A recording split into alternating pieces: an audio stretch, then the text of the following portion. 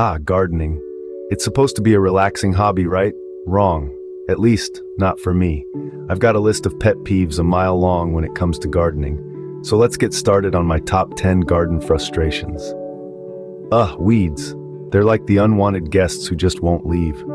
No matter how much I pull, dig, or spray, they just keep coming back. And don't even get me started on those pesky dandelions that spread their seeds everywhere. I mean, come on. Can't we just have some decent tools that won't break the first time we use them? Deer, rabbits, squirrels, you name it. They all seem to think my garden is their personal all-you-can-eat buffet. And don't even get me started on those pesky aphids that infest my poor plants. Too much rain, too little rain. Can't we just have a nice sunny day for once? I mean, what's the point of even planting seeds if they're just gonna sit there and do nothing? It's like they're just mocking me.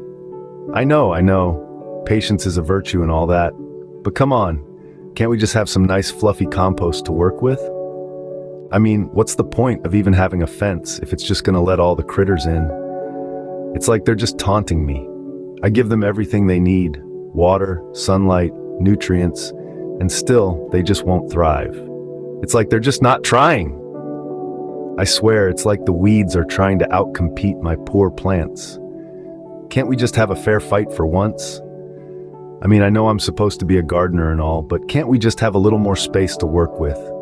It's like they're trying to cram as many plants as possible into one tiny space. And that's my top 10 garden frustrations.